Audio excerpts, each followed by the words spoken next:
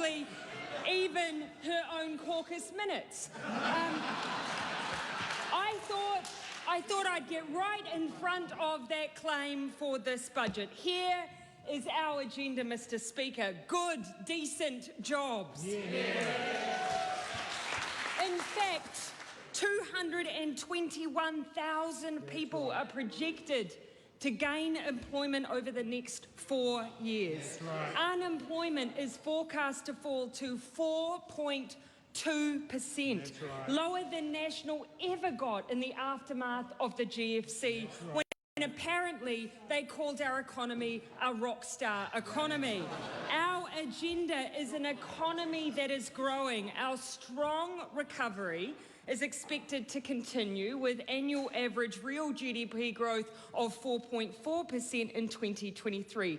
That puts us back to pre-COVID levels, Mr. Speaker. And importantly, our agenda is to leave no one behind. The changes we have made as a government mean more than 100,000 families will be more than $175 per week better off, and child poverty will reduce. This, Mr. Speaker, is our agenda, and I am proud of it. But, Mr. Speaker, the Leader of the Opposition, in her rebuttal to the budget, she shared what I could only describe as what was quite clearly a pre-scripted speech, because that's the most generous way that I can acknowledge that she clearly did not engage in the fact that was included in the budget. The Leader of the Opposition talked about debt, and Mr. Speaker, that completely ignores the fact that according to Treasury's projection, our debt levels are forecast to be lower than what they had previously been described. And that is because of the decisions and the investments that we made. And as if to make the point, the Leader of the Opposition decided to draw comparisons with Australia. Well, let's do that, shall we? On real GDP, Australia's 4-year average is 2.9%, New Zealand's is 3.5%. In employment, by 2024, not only are we currently low, we're due to finish at 4.2%, they're at 4.5%. Our operating balance is healthier, and our net debt is lower.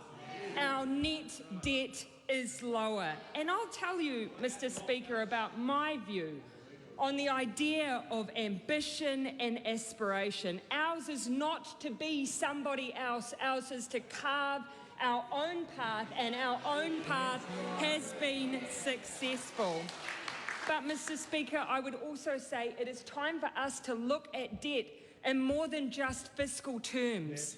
Decisions that we make, whether we choose to invest or whether we choose to cut, determines whether or not the next generation carries a social debt.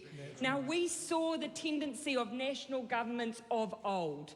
The budget in 1991 chose cuts. They chose user pays, and they left a burden of debt that generations have carried for decades. And, Mr. Speaker, we are still paying for that decision. Now, Mr. Speaker, from there I would have shared more rebuttal on the Leader of the Opposition's speech, but once we got past roughly 5 minutes of describing the Collins Dictionary definition of what a border is, I wasn't left with very much because, Mr. Speaker, ultimately I didn't hear anything about how the opposition would deal with those big challenges we have. What would they do about the housing crisis they left us? What would they do about child poverty? What would they do about climate change? Make it worse. They would do absolutely the same thing they did last time they were in office, which was nothing. Which was absolutely nothing. On climate change, Mr. Speaker, yes, they went overseas and they signed New Zealand up to international targets, as they well should, but they never had a plan on achieving them. And now when they stand up in this House, all they tell us is that we need to trust everyone in order to achieve them, trust every sector that's involved. But they have shown a complete lack of trust in one of the most important things, and that is science. Because the science tells us that we cannot wait. Mr. Speaker, when it comes to this issue, we cannot wait and just hope And that is a good message, not only on climate change, but on opposition politics, I would say, Mr. Speaker. Yesterday, I went back to the budget speech that our Minister of Finance, Grant Robertson, gave in 2018. It was our first budget at that time as a government, as Minister of Finance for Minister Robertson. And the title of that budget that he gave was Foundations for the Future. And in it he said, quote, "Budget 2018 lays the foundations for New Zealanders to have better lives in the decades to come. We want an economy, an environment and a society which are sustainable, productive and inclusive. This means caring for our environment as a core value, not as an afterthought. It means we have to work smarter, build our skills and resilience, explore new innovations and adapt to change. Our economy must be more inclusive too. This means a society where everyone has an equal chance to fulfil their potential, to contribute and to live meaningful, connected and fulfilling lives. We want New Zealand to be a place where everyone has a fair go," end quote. Mr. Speaker, much has changed in the last 4 years since Grant Robertson gave that speech. You have not. The Leader of the Opposition has a few times. And the world most certainly has. And yet for all of that, the driving force, the motivation and the focus of our Minister of Finance has remained. I want to pay tribute to Grant Robertson. He has one of the hardest jobs in this place. One of. But never have I questioned what motivates him, what brings him here every day. He is here for people. He is here because he believes that the economy is there to serve our people and is here to make changes that will leave the next generation better off than the last. Thank you.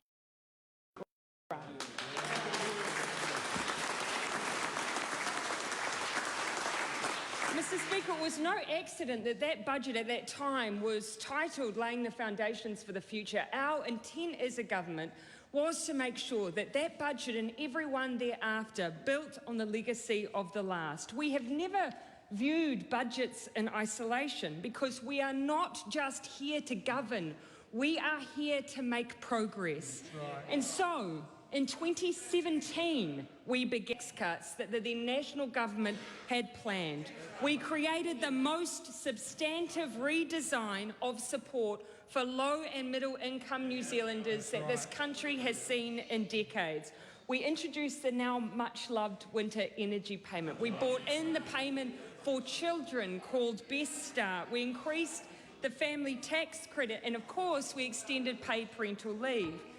It was a $5.5 billion package and it represented change for New Zealand families and it represented change for children in poverty. But, Mr. Speaker, when we introduced the child poverty legislation and we started working on our targets to halve child poverty over the next decade, it became clear to us that much more was required, and so we kept going. In Budget 2019, we made what the Children's Commissioner has called one of the most significant changes you can make for the long-term health and well-being of our children in poverty, and it was to index benefits to wages. Yeah. And then, Mr. Speaker, and then COVID hit.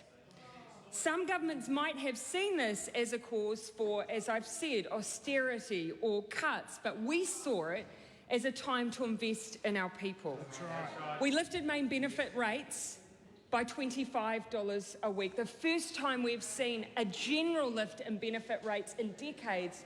The last national government, of course, targeted solely beneficiaries with children. We also made changes to the in-work tax credit in recognition that it would be likely that individuals may lose some of their working hours, and we did not want them to lose that tax credit as well. But as the reports that we released just in the last week have shown, Mr. Speaker, our child poverty indicators show still that there is more work to do. In New Zealand, we currently have 9 measures of child poverty. They are a mixture of relative income measures that tell us how well our children in whānau are doing relative to others. They also include material deprivation measures. They tell us whether or not families have the basics that they need. In the last 2 years, we have seen improvement across all 9 of those measures. Right.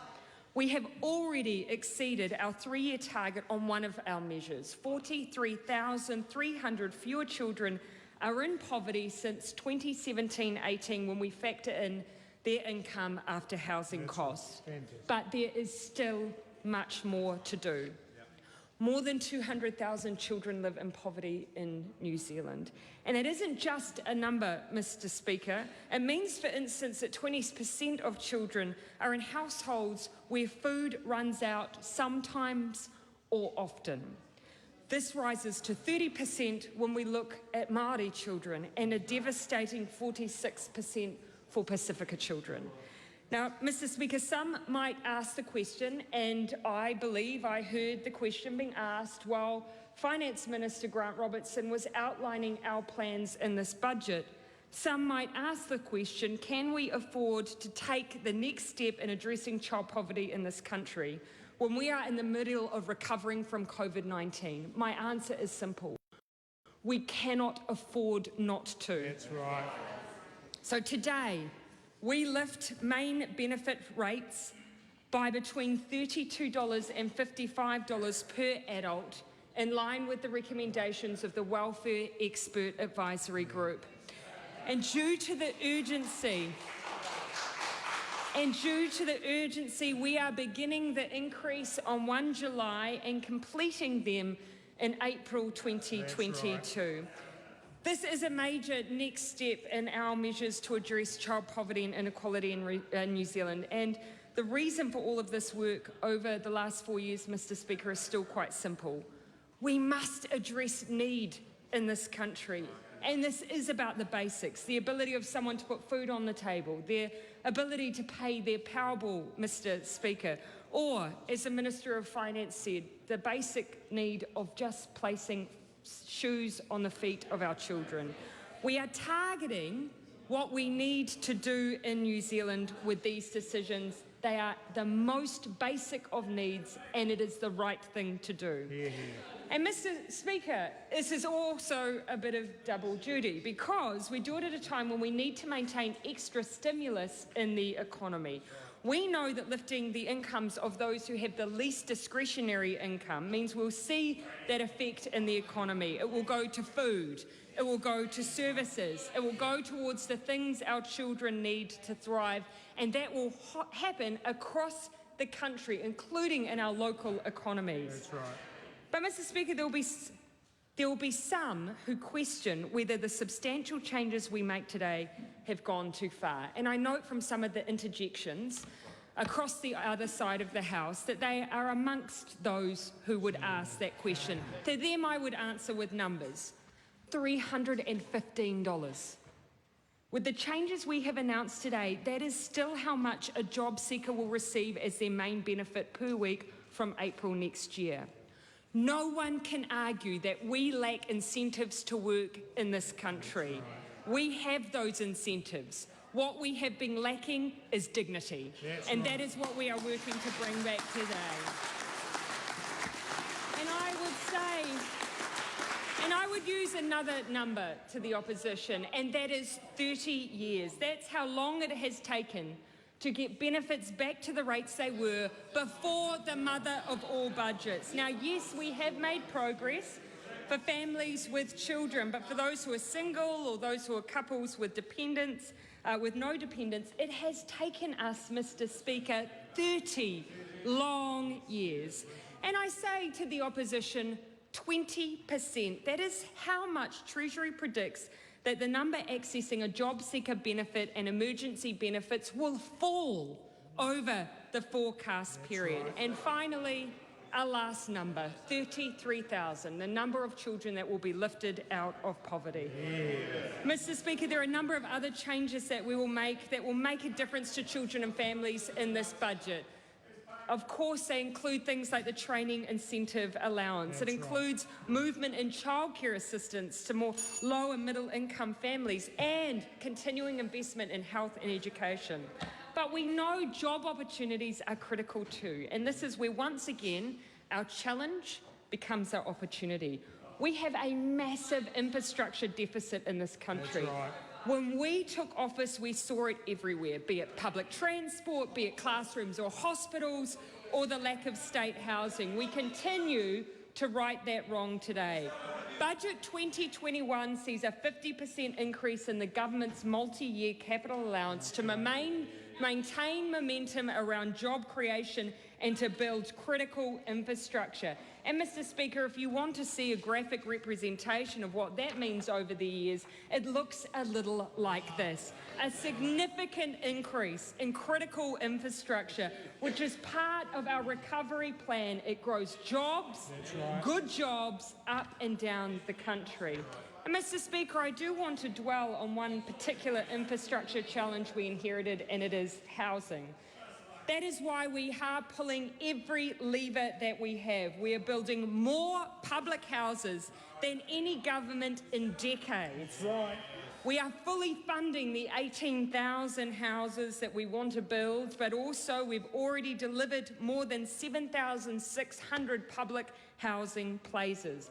We have more building consents issued than at any other time in our history. That's right. We've closed tax loopholes, we've banned foreign buyers, we've extended the bright line test, we've introduced progressive home ownership, we've expanded support for first home buyers, and meanwhile, 1/3 of the 100,000 New Zealanders who have taken up the offer of free trades training are in the construction sector. Right. They will pick up tools and work on the pipeline of infrastructure that we have created as a government. Mr. Speaker, we've also brought in healthy home standards, supported insulation, home repair schemes. We've gotten rid of letting fees and limited rent increases to once per year. And this House is well familiar with the $3.8 billion Housing Acceleration Fund to build the infrastructure we need to support new developments. And today, we're ensuring that $350 million goes, to instance, to greater partnerships with iwi to build houses on whenua Māori. And with Māori home ownership rates at a devastating 30%, these are exactly the partnerships we need. Mr. Speaker, the third long-term challenge that I want to address today is the issue of climate change. We've already seen the investment and announcements we've made around decarbonisation of the public sector. We're also working with industry, particularly agriculture, with $37 million going into integrated farm planning systems, $24 million into greenhouse gas mitigation research, and you will have already heard, of course, the Minister of Finance make that really important signal that we will be hypothecating ETS revenue into climate mitigation in the future. Not to mention the quadrupling, of course, of the Minister James Shaw's established Green Investment Fund. That will continue to invest in green climate solutions. And Mr. Speaker, the final and most present challenge, the issue of COVID-19. It has highlighted how critical it is that we have strong health services. But Mr. Speaker, there is no question the people who work in health are exceptional, but they too know that our health system can and should be better. That's right. Our health system, for instance, is failing Māori. In this budget, we start the largest health reforms we have seen in this country in decades as we establish Health New Zealand and the Māori Health Authority. And in total, a 45% increase in health funding when you compare this budget to when we took office in 2017. But Mr. Speaker, the reason we can do all of this, the reason we are securing our recovery today is because of the decisions we have made every day since 2018. It is because we have chosen to invest, to back our small businesses and our employers, to support vocational training and education, to invest in significant infrastructure. Mr. Speaker, that is why we have unemployment rates that is half of what were estimated. It's why we're doing so well compared to the rest of the world and Australia. And Mr. Speaker, in response to COVID-19, we banded together. And now we ask that we continue to do that as a nation as we take our next challenges. I am proud of this budget. It will leave a legacy for the next generation and start to undo the harm of the last.